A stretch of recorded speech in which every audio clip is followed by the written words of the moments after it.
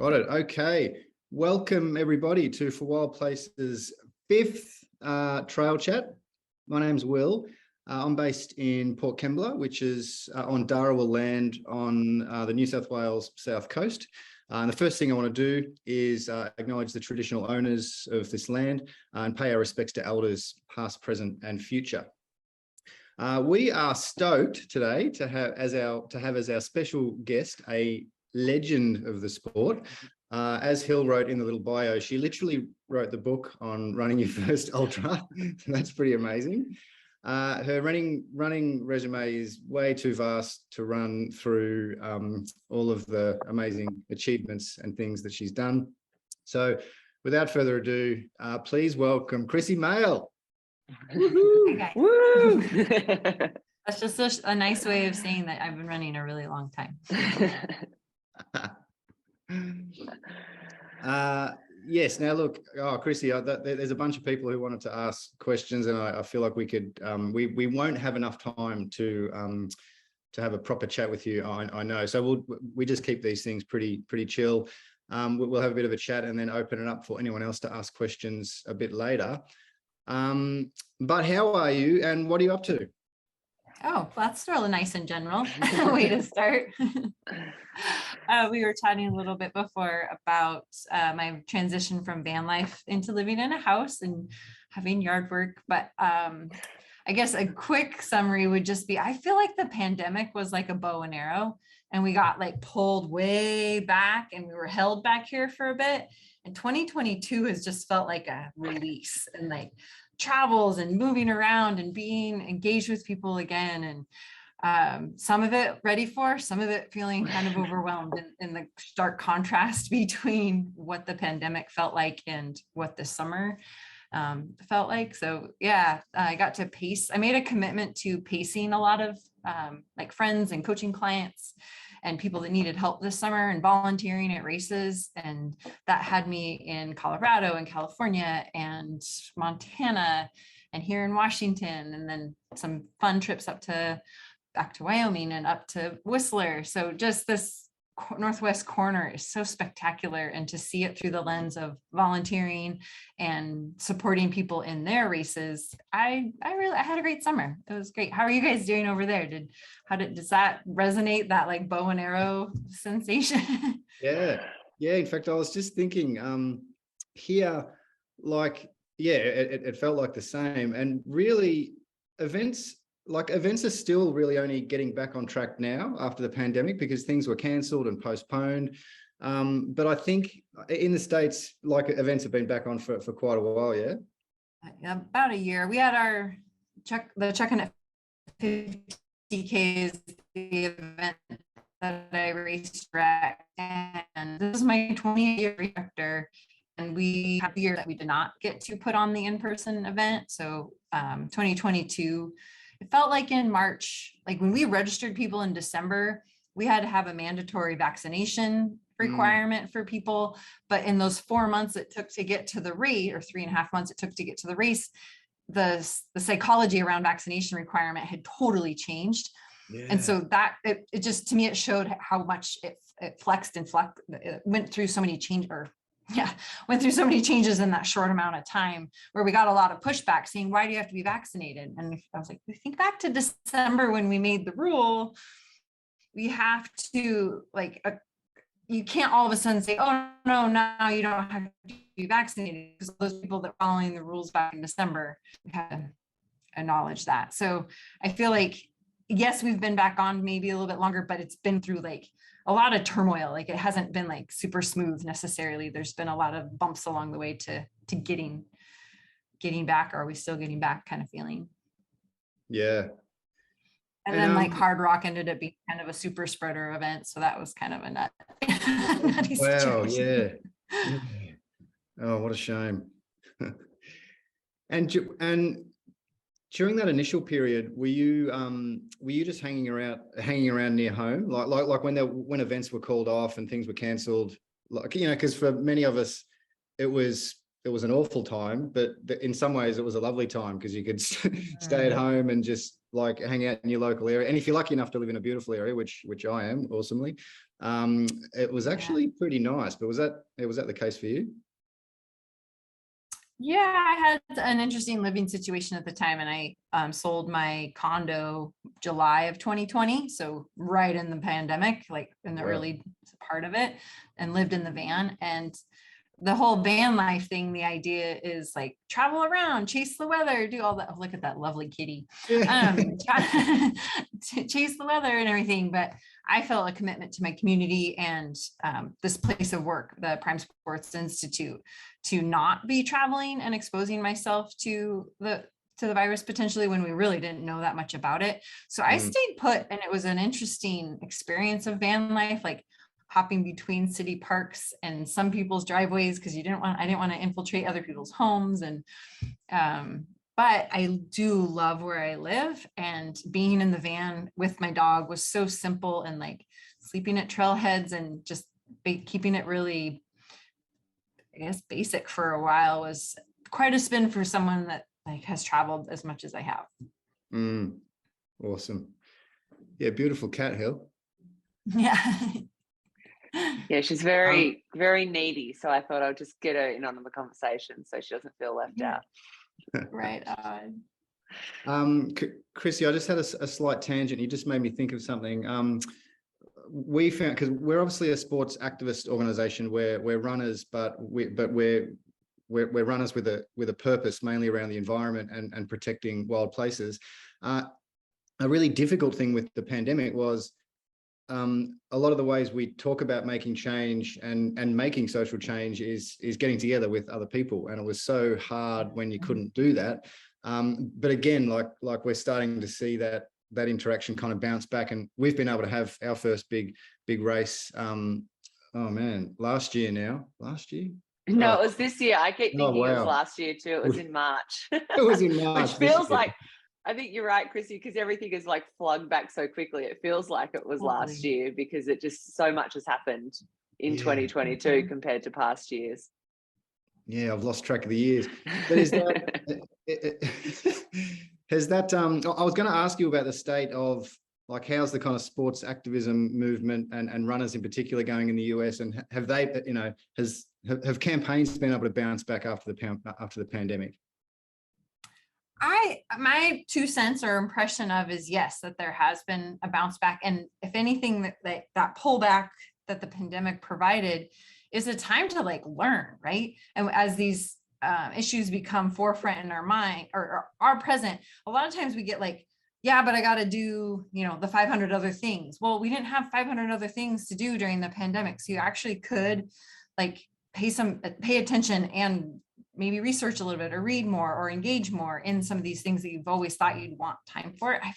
So like silver lining to the pandemic was if people chose to utilize time that way, they could engage more. And I feel like what I've learned or I've seen with Runners for Public Lands, they've really excelled in these last couple of years in terms of the movements their board has taken to create. I'm really stoked about they're launching this call it like a user guide for race directors on how to make our events more socially active. Like, how do we engage more groups so that everybody on the starting line doesn't look like me? Or how do we do land acknowledgement? Or how do we, what are some? I'm trying to think of the bullet points. I got to work on the manual a little bit in the early stages, and it's been a couple of months, but that, I don't know if it's the time that people had at home and this stuff has become, or because people have spent more time like engaging and now they want to do more, but I feel like it's been a benefit. Do you feel like you've seen the same in New Zealand? Yeah. Oh, and hey, sorry to pull you up, but we're actually in Australia. Oh, don't mix those two up. Sorry. We do love our Kiwi friends. Yeah. But yeah, no, I think just on that, you're right. Get out of the way, Kat. For us, because we started at the start of the pandemic, because we did have all this time to work on a lot of the governance and those things that do take a lot of time to set up, and often you just want to go out there and do the things, so you don't actually sit at home and do all that due diligence and set up the kind of foundation that allows you to then have an organization that can excel into the future. And so we kind of saw that as it's annoying because we can't do our events, and we had to postpone our event several times, but at least let's use this period to build a solid foundation, so then when we can go out and do events, we've got all the paperwork and documentation and that kind of stuff squared away, and we can focus on the fun stuff. Yeah. So I think, and there's been a lot of other kind of environmentally focused groups come out around the same time as us. And I think it was, frustration with the government here and their lack of action, but then also people just had a lot of time to kind of reflect and think, hang on, I want to have a greater purpose and use this time that we kind of can't do much in a positive way that would have long lasting impacts. That's awesome. I feel like you're simulating some of the Instagram videos that I see of cats being the way cats are. I know, it's not my cat. I'm staying at a friend's house, and it's the only cat that likes me as well. I feel like cats and I don't generally get along, so I've got a soft spot for this one. Now, Krissy, I just had a couple of questions that have come in from members and other folks who really wanted to hear from you and get to know you. How did you actually get into running in the first place? Oh boy, I feel like I've been a life runner for sure. There's photos of me back doing the grade school mile or whatever, but trail running and ultra running were my life. I feel like running became full circle in terms of, I always put a lot of energy into being a runner through high school, college, and it's road races in the summer and that kind of thing was when I found the trail running community. And I'd studied abroad in Ecuador and found myself going for runs uncoached. I'd always had a coach telling me what to do and very type A, so I followed what the coach said to do, but here I was writing my own plan, or wasn't even writing a plan, I just enjoyed going running. And I just did these long miles where coaches would be no more than 90 minutes or no more than 60 minutes. Anyways, when I came home, serendipitously, the running store that I had been working at to pay for college had been purchased by a man named Scott McCubry, and he hired this guy named Scott Jurek, who had just won his first Western States.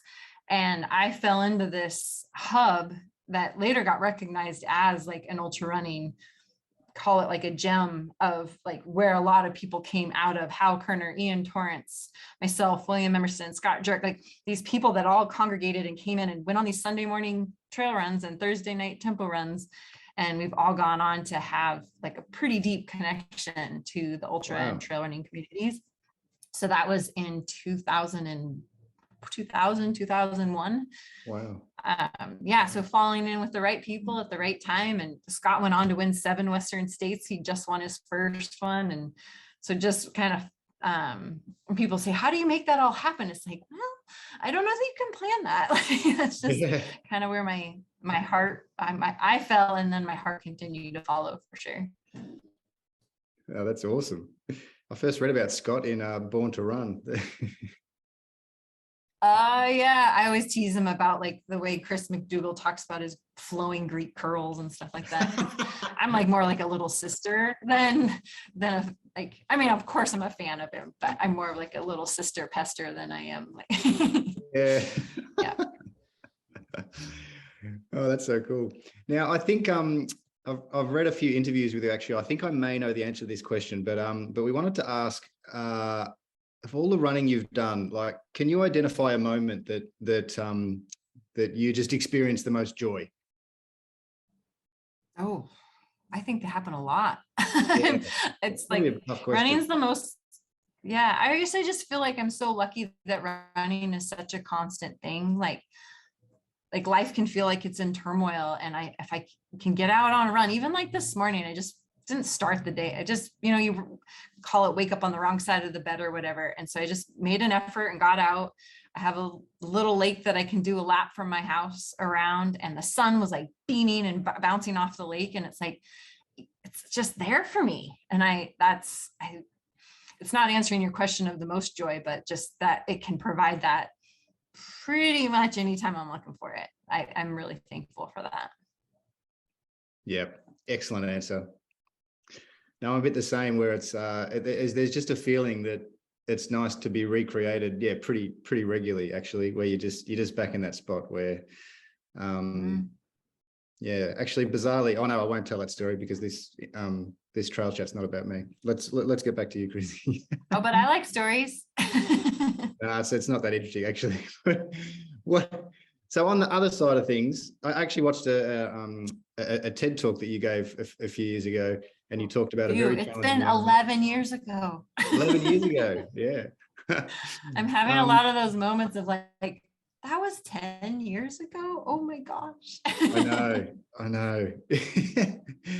But would you, describing that Western States, like looking back, is that your most challenging moment, do you reckon, still? Most challenging in that it went against everything I knew. And I think that's a good thing, right? To like try something different. And in that case, like intentionally go for a win. And I never had to that point, and honestly, really haven't since started a race to win it. Where I do best is where I run the race, see how it unfolds, check in halfway, 3/4 of the way, see where I'm at, and then race to win. But to go into it racing to win, I didn't make the right decisions along the way to ensure that I finished well. The irony of that is I finished in second place and in one of my fastest times, but to put myself in the medical tent and to be there for 6 hours and to put my mother through the stress that I did, none of that was worth it.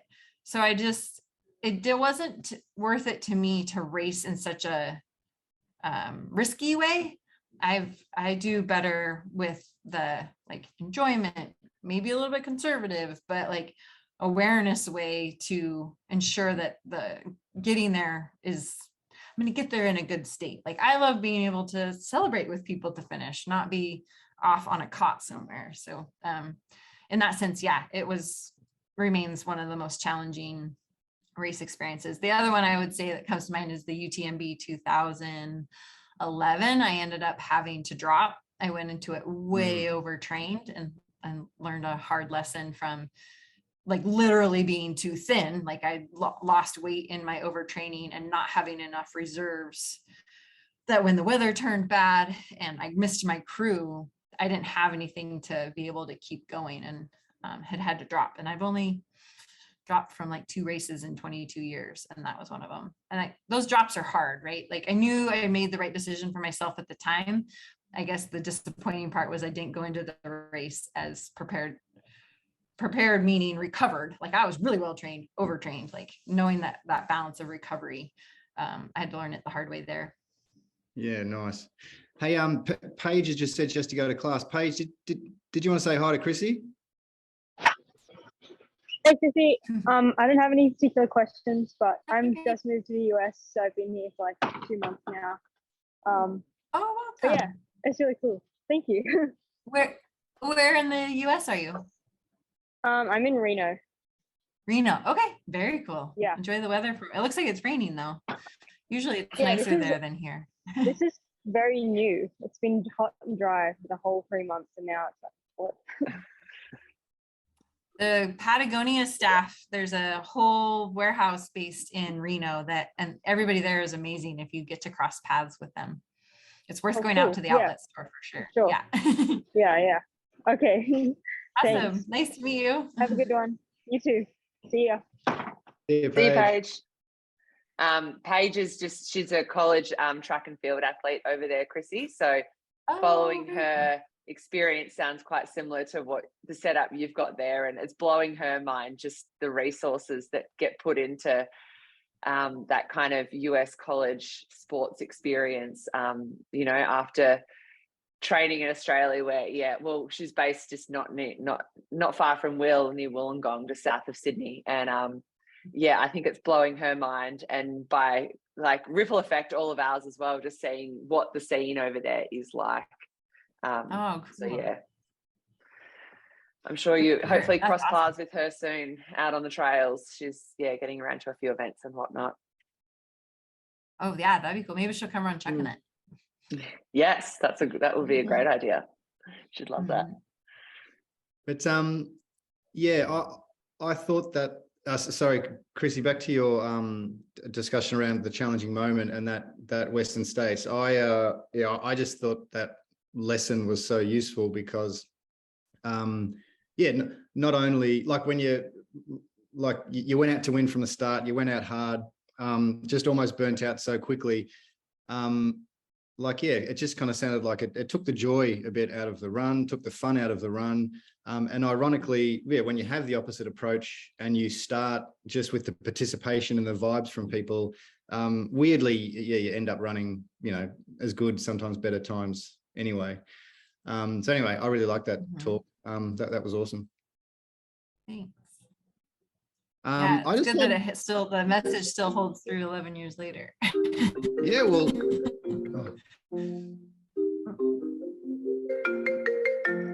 Sorry, my phone's being annoying. Hate it when your phone rings through your computer and you don't know how to make it stop. Oh man, that hardly ever happens. And it was on my screen and down here.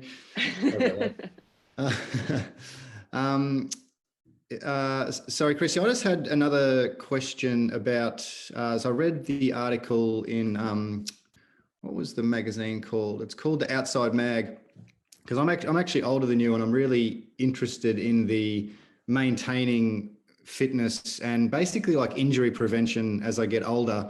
And I'm still a pretty new runner and not a very good runner, but I want to be able to run for as long as I can. And I found that article really interesting. And I know this is a much longer conversation, but I just wondered if you could give like one or two bits of advice for folks our age getting on, what are some of the key things we should be looking to doing to be able to maintain our ability going forward? Oh, definitely. They could pop off 3 words, or definitely, like you said, it could be a really long conversation. And I've been curious about it from the perspective of I started this long distance running at 21 years old. So now at 45, I have 24 years of doing these long distances, where when I got into the sport, a lot of my mentors had started in their 30s. So by the time I got to my 30s, there was already 10 years of these miles. So I became curious about, is it mileage? Is it age? Like, how does this all play out, kind of thing? And I'm not saying I have all the answers, but it's been really cool to observe and pay attention. And I think it made me really aware in my first decade to, it just sounds weird to say that, to do the thing, like the precautionary things as best I could, but with the information that I had, falling on those pop words that I would say is nutrition, recovery, consistency, and strength training. So having those as like primary focuses rather than racing too much or trying to make weight as a top priority, or just running to run and skipping out on strength training. Like, there's a lot of ways to run 100 miles. There's a lot of ways to get from the couch to whatever distance you want to do. But through and through, I found that those, and I would add joy to it, those 5 things are what, when people focus on those, that's where I see longevity. When you start to make decisions around like the fastest thing I can do, or the quickest way to get there, or skipping out on, or that's when we start to falter. And gosh, if it's not a parallel to the rest of life too, like I think running teaches us a lot about life, and life can teach us a lot about running. I tended to have a hard time applying all the amazing lessons I learned from running to life. That's what I feel like this decade is about. Like, I learned this running. Why didn't I like figure out how to apply this to life? But hey, we can continually learn, right? So yeah, nutrition, recovery, strength training, joy, and what was the other one I said? Nutrition, recovery, strength training, joy, and consistency. Yep. So I would prefer somebody go out for 5 days a week, 2 to 5 miles, than to do 15 miles 1 day a week on a weekend. Yeah, right. in terms of like teaching the body every 24 hours, this is what we do. And I've really dug into women's health in the last, I would say 7 to 8 years, just out of pure curiosity of what my hormones are going to do to me as I change. Like I've been so curious of how that will factor in. And in trying to learn about that, there was so much I missed in my earlier years that we weren't taught about how we can work with our hormones for our training benefit. We were just told that that's like it wasn't even included in. So there's fortunately a lot more research being done on women's bodies now, and especially, and also aging women's bodies and aging athletes' women's bodies. I'm a big fan of Dr. Stacey Sims' work, who's New Zealand, she's close by, and her co-writer, Celine Yeager. Yeah, they've been really instrumental in getting my mind to like think differently about how that factors into training. And it really plays into the recovery pace. It plays into like motivation a lot of times. Nutrition changes a lot as we age. And I'm speaking from the female standpoint, but I think it happens for all genders, like how our body responds to physical stress, nutritional needs, all that. Like if we don't pay attention to it and we think we can just follow one formula, that's where I think there's some big misses. I get really excited about like, how do we make this like the long-term thing? Like I love running so much. I want to be able to do it ongoing. So how do I make sure that happens? Not pushing through injury, that kind of thing. Yes. No, I'm already sitting here thinking, oh man, we've got half an hour left. Maybe we should organize a whole other session just on this topic. My dad had like a few years ago decided that Dad used to be a great runner, but he just decided he can't do it anymore because his back hurts and he's about to turn 70. He's not that old. And my mum has just convinced him to they're aiming just to do the work up to the 5K, and they're doing some walk then jog, and he was so pumped after the first one because it was a mind thing around, he just decided he couldn't do it anymore. But some of those things like the consistency are really useful. I'm going to pass that on because I even struggle with that, in that if I haven't been able to run for a week, I want to go out and run a really long one on the weekend to make up for it. But I think what you're saying is that's not the thing to. Yeah. Our body will respond better to more frequency than it will to one big run. Yeah. Yep.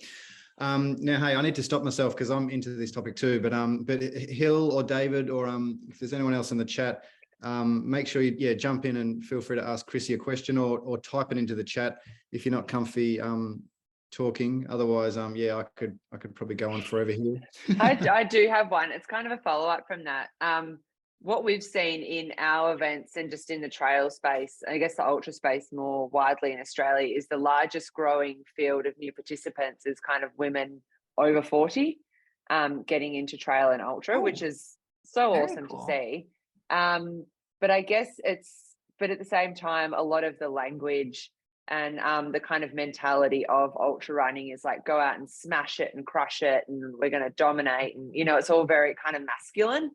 And also, with events, it is a race, but, there's a lot of people that aren't out there, to win. They're just out there to enjoy themselves and push themselves. Most people. Yeah, exactly. Like be uncomfortable. One person wins. Yeah, exactly. Like, but at the same time, a lot of the event is focused towards that kind of mentality of, and it's just a race against yourself really. But like from a race director's perspective, and then also, a woman who's been in the trail running space for, as long as you have, how can we, like, have you seen any ways in which we can create events that might just be a group run to a larger event that are more inclusive for a range of people of different, like I was the same when you first get into trail running, you're really like, oh, but maybe I can't keep up and I don't want to slow the group down. But then you get there and you realize that generally, if you're in the right space, it is a very welcoming and, you just go along at your own pace. But how we can kind of really bring in this group of, not only kind of that age group of women, but people, whether they're, Will's dad in their 70s or, because we want to create a really diverse I guess for wild places, and then the trail space more broadly, like that is welcoming to all, ages and abilities and speed, fitness levels. Oh, I think it's so important. And I get it a lot, actually. Like I'll say, hey, if you ever want to go for a run or whatever, and oh no, I can't run with you. I mean, that's been forever. And I'm like, do you know, like, that's not, if I'm going to invite you to go for a run, I'm actually sharing one of the most sacred spaces that I hold. So please accept it with that I'm not just going to leave you. Like, I want to share this with you. So there's that. And then, I guess to answer your question is I would lean on or point to RPL, Runner for Public Lands, and Trail Sisters. I think those two organizations are, I mean, there's lots of others, but those ones stand out in my mind as ones that I both collaborated with and witnessed as they've grown and what their focus remains through like years and change and challenge and pandemic and all that. And they stay true to answering exactly what you're talking about, inclusivity, changing the tone on how it doesn't have to be like it is masculine when you talk about like, crushing it or beating the mountains, or I don't know. I had a really wonderful mentor when I very first got in. His name was Rock Horton. His name is Rock Horton. He's still alive. And he always talked about how the mountains let him through. Like you don't beat the mountain. Like you got lucky that day and they let you through. Or you did the right thing. Like the weather and all these things had to come together for you to be able to do that. And it wasn't your own. Yeah. If it wanted to, it could have crushed you, but it let you 100%. Through. 100%. Yeah. And so I like that. I've always loved that approach. And I'm thankful that that's what was a big part of my upbringing in the sport. And because not a lot of people looked like me when I got into it. There was not, I always made the joke that like, that was the one place I could go where the bathroom line was in my favor. Like everywhere you go, women's bathroom lines are always so long, but at ultra races in the early 2000s, I didn't have to wait. Like there was very few women there. So it definitely has changed. And I love seeing that change. Like there's this group that started this year called Women Who FKT.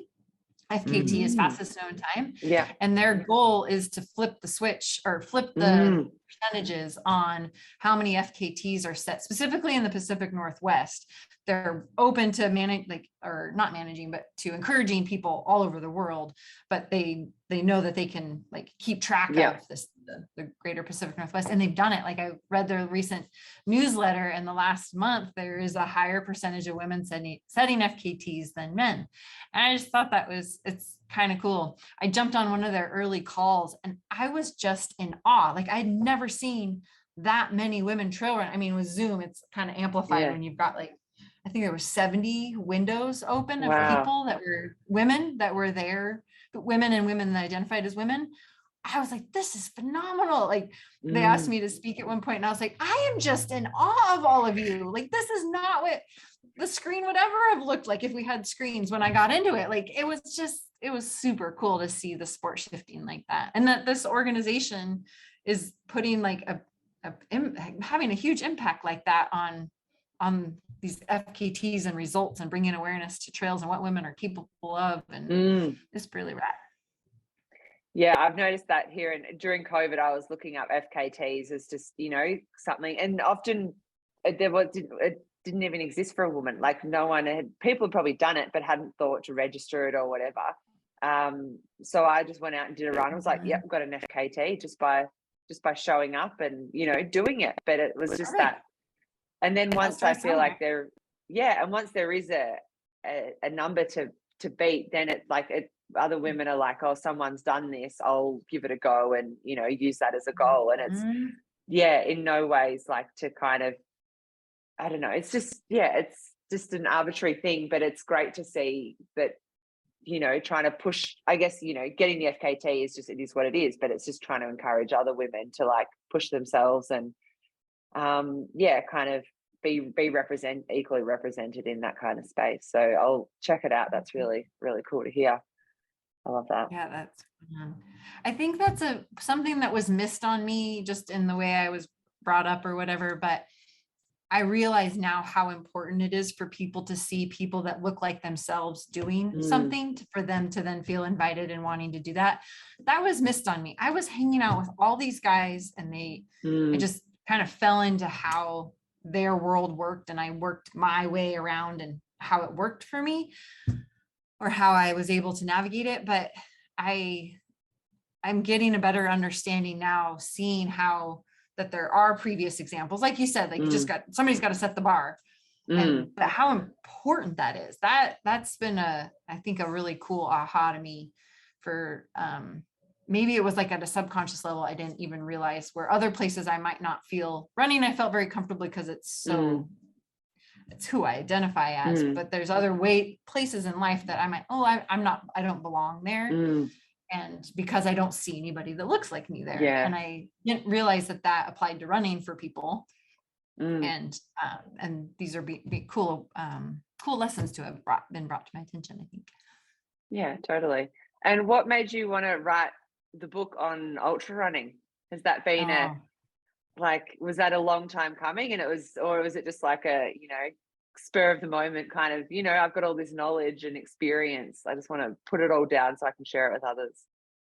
I'll try. It's a little bit of a longer story, but I have been trying to write more of a memoir type story, because gosh, 20 plus years of these stories of growing up with the boys and running in these like plutonic circles, and just the dynamic that's created. And I just think like the travels I've been able to do, and the foods I've eaten while racing, and I don't know, I think it could be a lot of fun to share. And I was working on that for quite a while, taking writing classes, working with a writing coach. And then I received an email from this company called Page Street Publishing, and they were known for their how-to books. And this guy, his name was Will, had just come on as an editor, and he had come from a running background. And so he really wanted to put the running spin on these how-to books. And where they came to it from was finding people that wrote blogs and seemed like they were experts in their craft. So there was anything from like origami to lots of different types of cookbooks to potted plants. And so he wanted to do a running type one. And so we had a conversation, and they said, could you put together a proposal? And I had been coaching for 5 years at that point, and I just totally gravitated to the newbie runners, like the ones that were just coming up in the sport. And I wanted to write like a book, like with a voice towards them, because that's where I felt I could be my most authentic in writing. And then they pushed back and said that they already had somebody writing that book, and they wanted me to put together another proposal because they liked the way I wrote on my blog and how I communicated with people. And I put together a kind of a proposal for fast packing, because I'd done the Colorado Trail at that point, but it was pretty mediocre, like the proposal. And I was like, here you go, but for these reasons, and I listed them all out, I think I'm the one to write this book. And I've never done that. I never like stood up for myself like that. And then I didn't hear back. And then 3 weeks later, I got a email that said, sometimes the stars align, as the subject line. And sure enough, the other person had decided they wanted out of their contract, and if I wanted to write that book, it was mine. And I wrote the book in 2 months. Oh, wow. It was so there, right? Like, I just heard a really cool interview not that long ago, and the author said that they wrote this article in 48 hours. And it's a good article when it basically writes itself. And that book just like poured out of me. Can I get the memoir to do that? Nope. But the training manual, and then I got to rewrite it during the pandemic.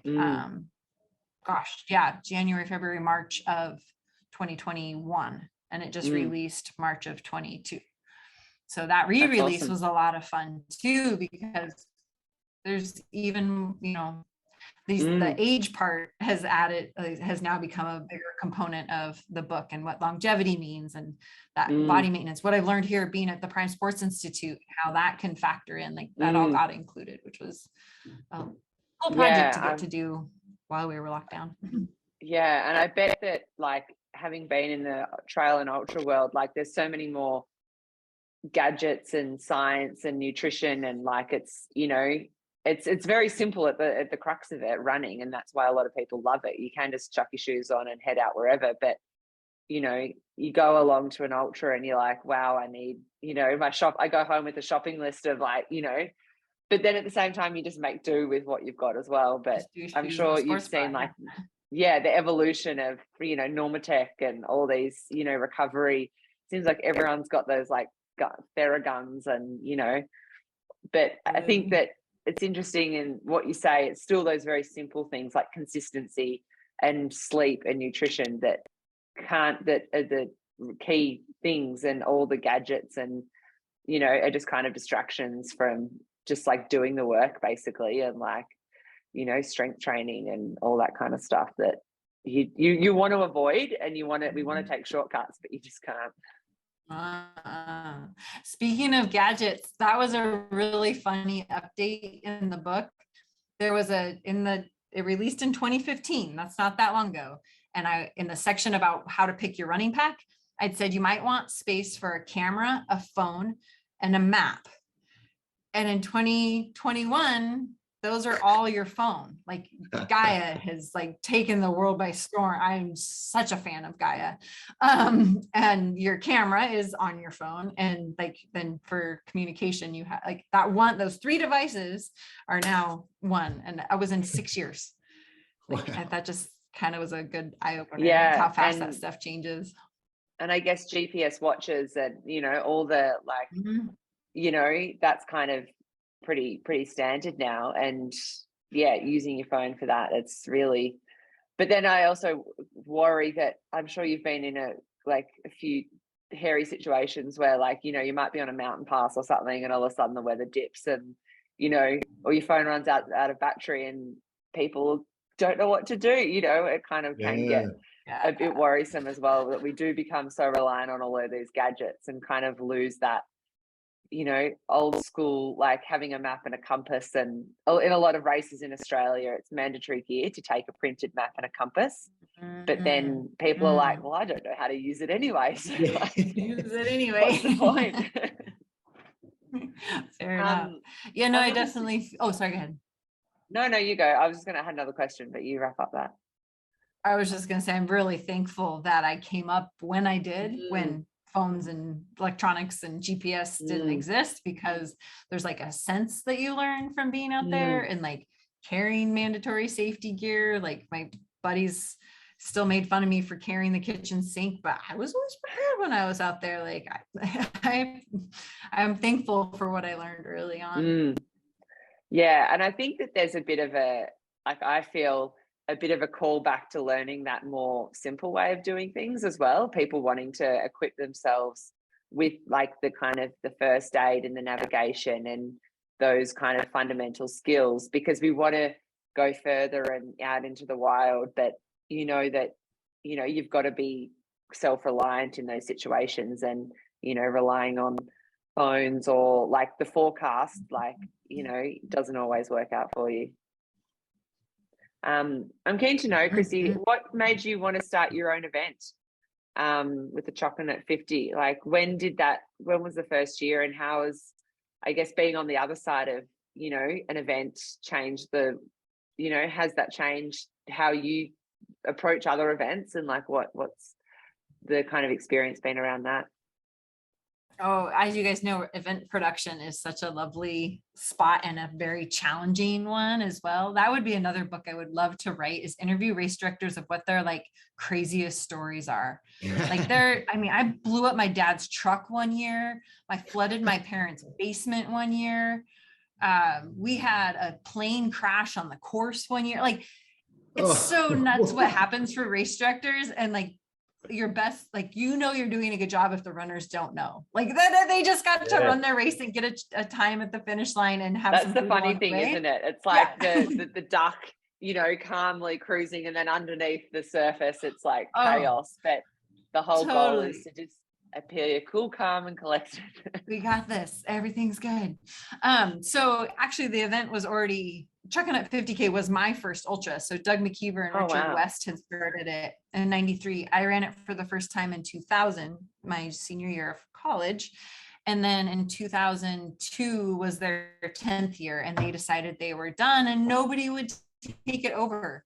And I was 24 years old, and I just had this like, I can't imagine this race going away. It's like my first, I love it. And so I took it over in 2003 with my husband at the time. And then I kept that through the divorce. And it's been my event for 20 years now, which is kind of crazy, but lovely as well. Yeah.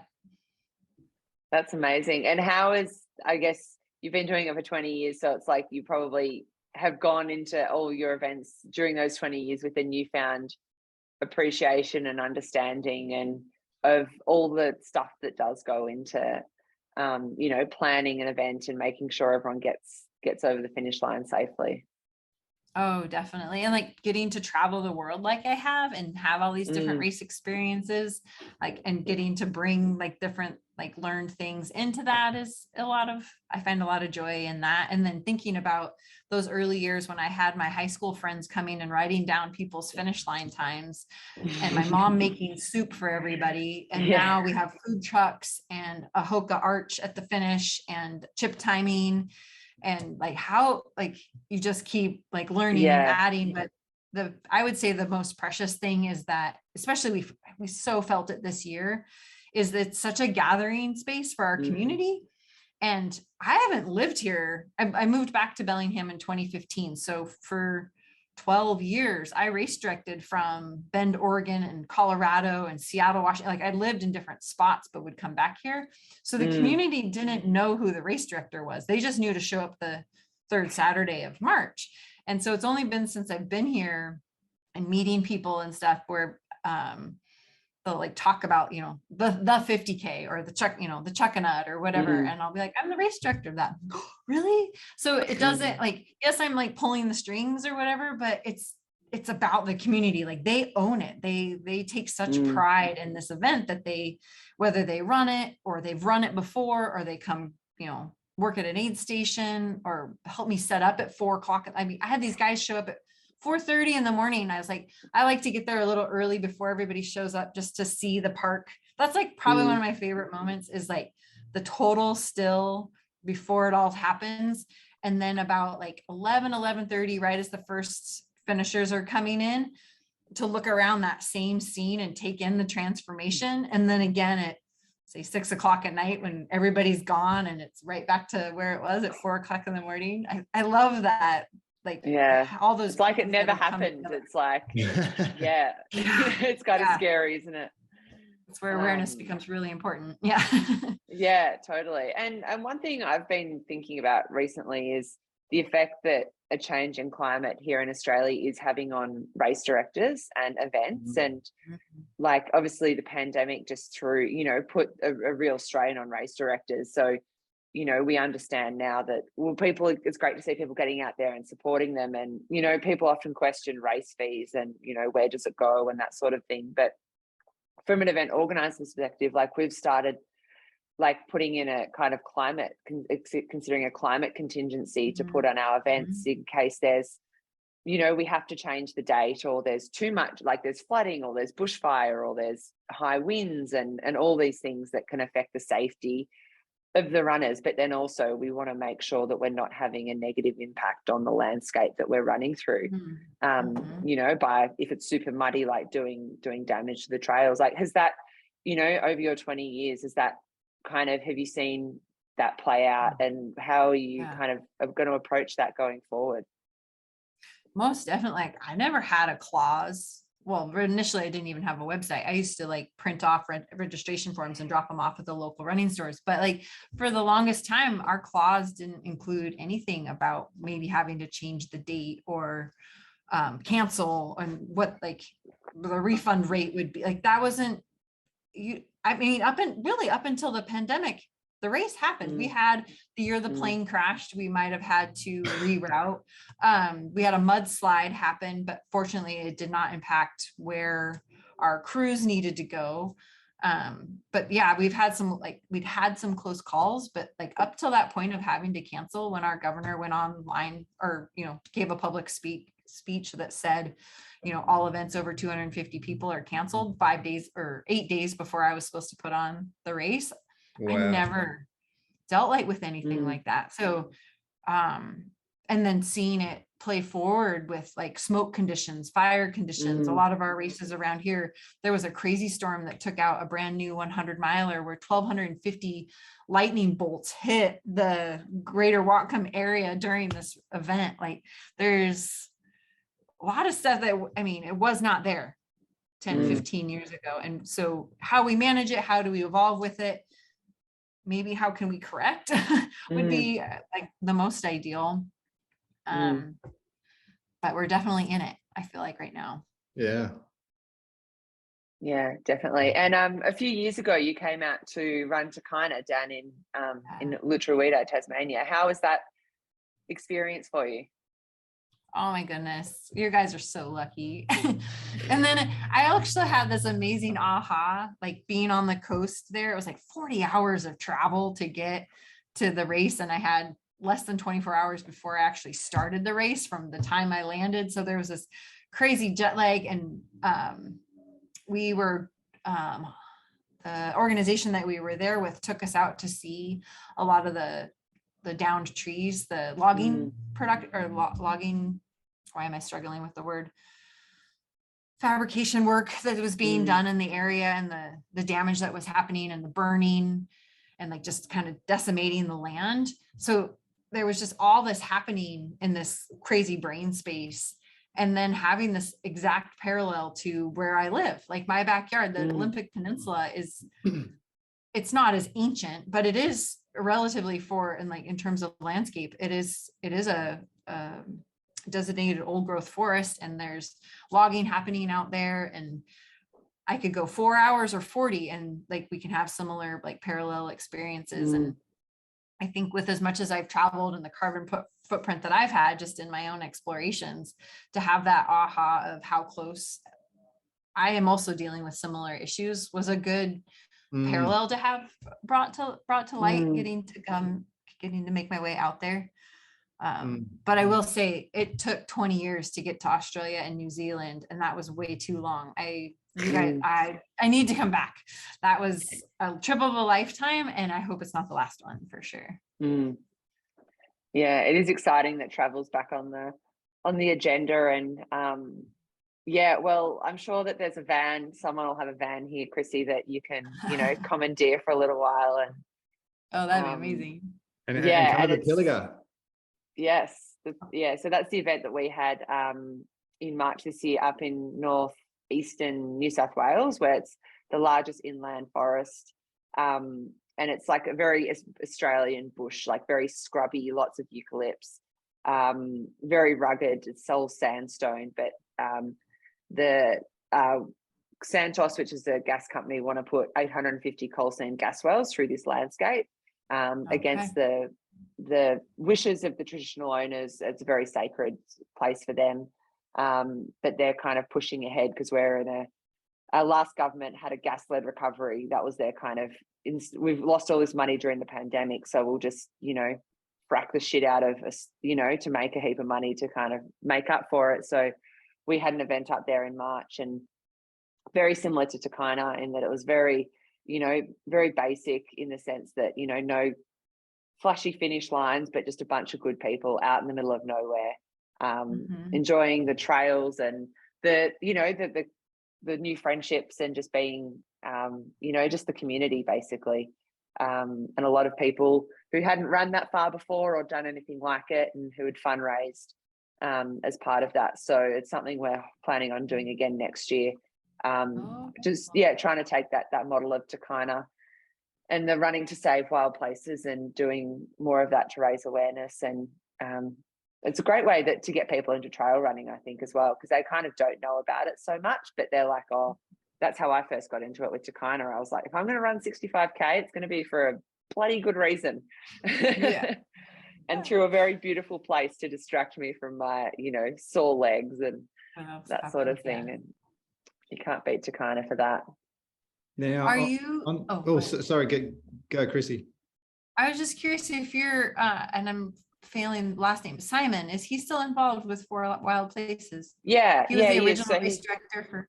yeah, exactly. So he was he brought us together after Takayna, and he's got a lot going on. He's bought a farm where they're doing all these amazing rewilding and sorts of things. So he's kind of there in the background at the moment, helping us out. And I actually saw him last night. We had Bob Brown Foundation had an event in Melbourne because I've got the Takayna Trail registrations open at the moment. So giving us an update from the forest, and yeah, it's mainly mining that's the main thing threatening Takayna at the moment, rather than logging so much. So yeah, it's just a never-ending kind of barrage of, you know, of threats, which is scary, but then at the same time it's very heartwarming because there's a lot of people who are working really hard to help protect them. And yeah, the money raised through the Takayna Trail does an amazing job at supporting the Bob Brown Foundation. And it's amazing because the movie that Patagonia made was what kind of kicked it all off in terms of that. Yeah, and it's just amazing that, you know, that's the storytelling, and that's something we really want to do at For Wild Places is, you know, bring these places to people's attention, even if they, you know, they're not runners or they haven't been out there, but make them aware of what is there, and then also why it should be protected. Because yeah, like you said, we're so lucky here in Australia. Like there's just the most incredible diverse landscapes, and yeah, climate change is very much, you know, it's here, and it's scary seeing the fires in California at the moment, and like the floods in Pakistan, and it's just a revolving kind of calendar of catastrophe recently. But that's why we're trying to do what we can to, you know, save our little corner of the world. And yeah, it's exciting that this all came of that Patagonia movie and the kind of, yeah, linking of trail running and activism. So yeah, it's awesome to be a part of it. For Very sure. cool. Now I should, yeah, I don't want to do this, but we've kind of hit our time limit. But Time flies. It's kind of a good time to, just wanted to jump in and remind, if anyone's watching this on YouTube who hasn't heard of For Wild Places or isn't a member of For Wild Places, please check us out at forwildplaces.com, and you can click on join or membership to check out the membership program, which we just launched a few months ago. And membership's heaps important because the income just goes into helping For Wild Places do what we do basically. And as Hilary explained, we organised our first big event in March, and over $100,000 was raised for that campaign to stop the coal seam gas mining up in the Pilliga. And that's the kind of event we want to keep doing. And also, if you join up, you get some excellent discounts with some of our discount partners, which included Patagonia the first time round, and also Takayna, Trail Brew, Adventure Plus. And next month, we're going to announce some new discount partners. So stay tuned for that. But yes, we have to wind up, but just a massive thanks to you, Krissy. It was so great to meet you. It's been fun to chat, and I hope it can be in person. Maybe, Yes. well, maybe just we need to not have both of our events in March, because as we both know how restricted, hard.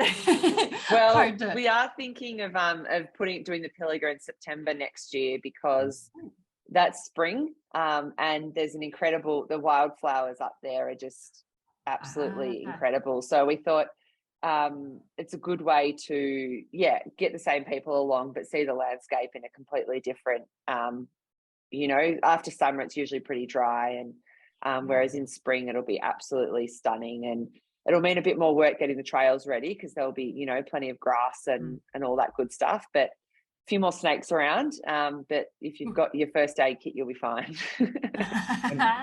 and then we can get to Chuckanut in March. Yeah, exactly. There we go. We do a trade. Definitely. I like it. Well, I like it. September's good for me. I like it.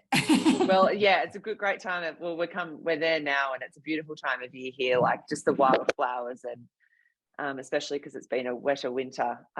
It's just all the wattle, and it's very, very Australian, which, you know, we kind of take for granted sometimes, just the amazing colours that we get here in our especially our birds and, you know, all the flowers, but you can't beat spring in Australia. Yeah. I'm a big shoulder season fan. Yeah, exactly. Yeah. Not too warm yet. And folks, yeah, stay in touch with Krissy by Insta or krissymoehl.com. You can keep in contact and stay in touch and check out that incredible resume of races and victories she's had. But yeah, we have in touch. Yes, I have your emails. Awesome. Yes, awesome. Thanks so much, Krissy. Thanks for taking the time. Bye. And we'll Thanks so much. Krissy. be in touch. Thanks so Bye. much. Bye.